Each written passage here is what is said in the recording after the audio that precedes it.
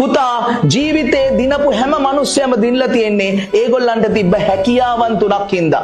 පළවෙනි හැකියාව තමයි ability to start.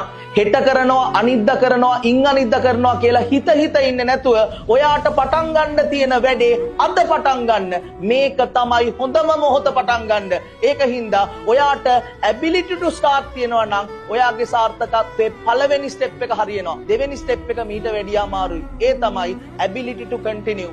පටන් ගත්ත වැඩේ කොච්චර බාධකාවක් කොච්චර ප්‍රශ්නාවක් එක දිගට කරගෙන යන්න ඔයාට පට්ට හැකියාවක් තියෙන්න ඕන. තුන්වෙනි පියවර තමයි අමාරුම. පුතා අපි දෙයක් පටන් ගත්තම අපිට ඉක්මනට රිසල්ට්ස් ඕන. හැබැයි ඔයාට පට්ට හැකියාවක් තියෙන්න ඕන රිසල්ට්ස් එනකන් අල්ලගෙන ඉන්න. ability to wait. අන්න ඒ වගේ රිසල්ට්ස් එනකන් තමන් පටන් ගත්ත දේ කොච්චර කරදර බාධක ආවත් කරගෙන යන මිනිස්සු ජීවිතේ කවදාවත් පරදින්නේ නෑ පුතා. ඔයා ජීවිතේ දිනනවාමයි.